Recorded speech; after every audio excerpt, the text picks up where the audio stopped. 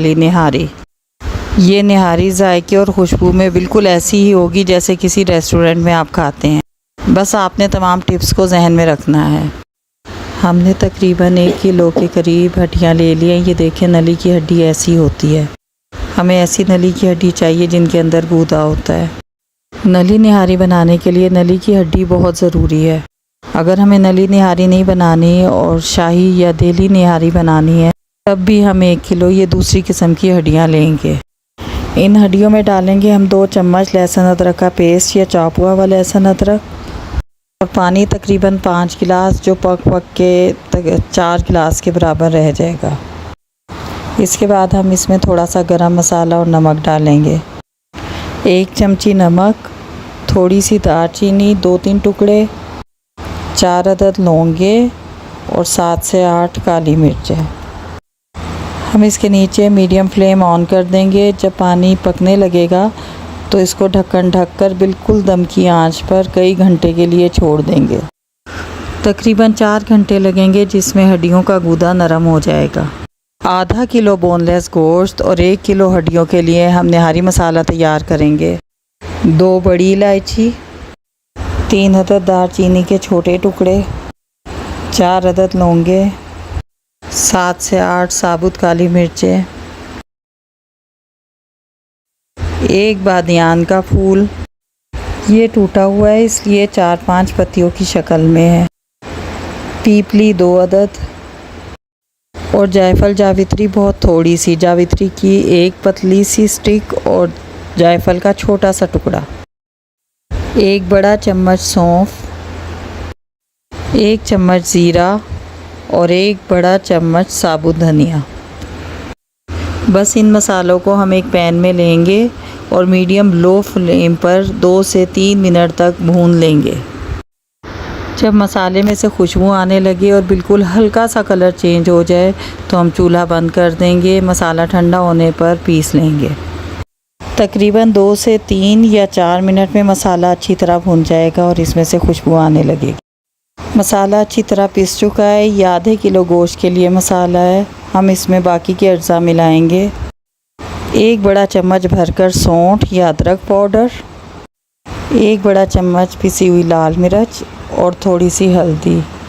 याद रखें कि जो पैकेट का मसाला होता है उसमें कश्मीरी मिर्च भी डलती है, जो कि हम यहाँ पे इस्तेमाल नहीं करेंगे। कश्मीरी मिर्च का कोई जायका नहीं होता, बल्कि सिर्फ वो सालन को लाल रंग देती है। ये हमारा निहारी मसाला तैयार हो गया है।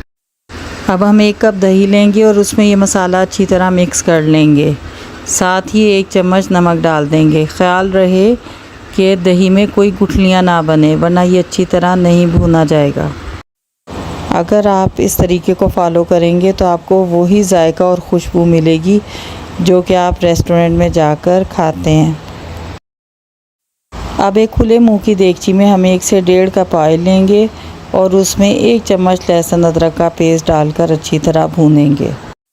निहारी में ऑयल ज़्यादा इस्तेमाल होता है। रेस्टोरेंट में ऑयल ज़्यादा करने के लिए चर्बी का इस्तेमाल भी किया जाता है। जितनी ज़्यादा चर्बी इस्तेमाल होगी उतनी ज़्यादा तरी आएगी।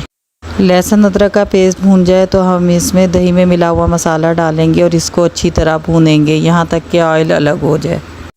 इसमें तमाम छोटी छोटी टिप्स को अच्छी तरह याद रखना है। कभी भी रिवायती निहारी में प्याज और टमाटर का इस्तेमाल नहीं किया जाता।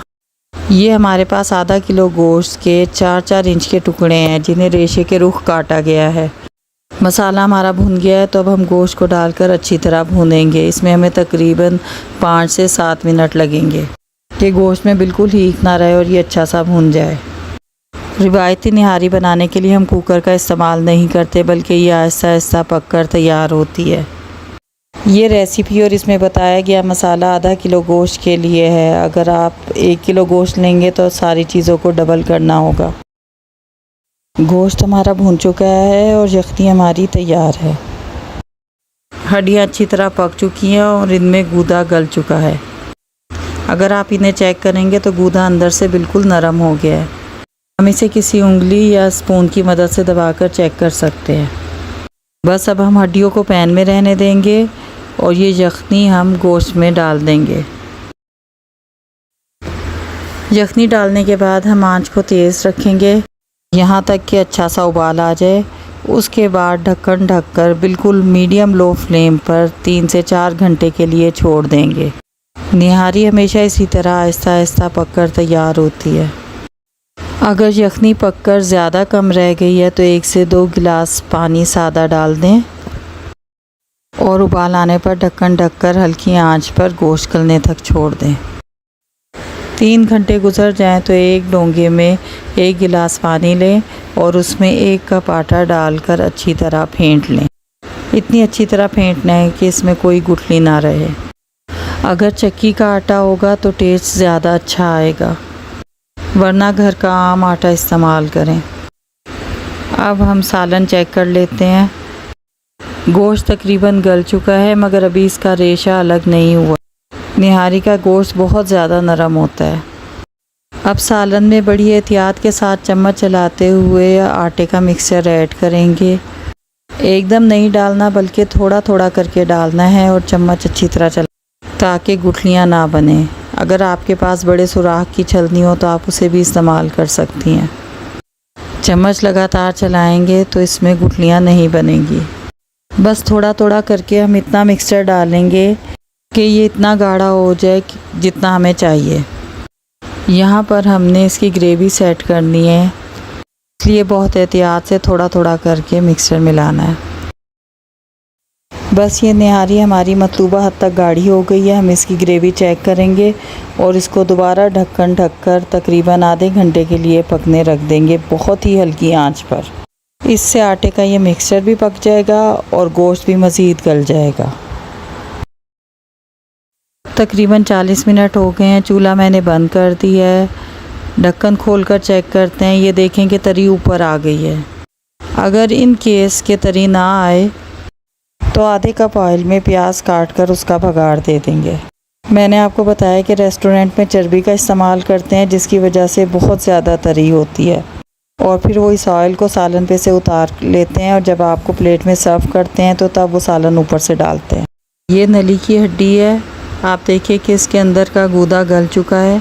हम इसे छुरी की मदद से साइडों से लूज़ कर लेंगे और उसके बाद हाथ से अच्छी तरह झटका देकर निकाल लेंगे। 2 से 4 दफ़ा इसे झटकेंगे तो ये निकल आएगी।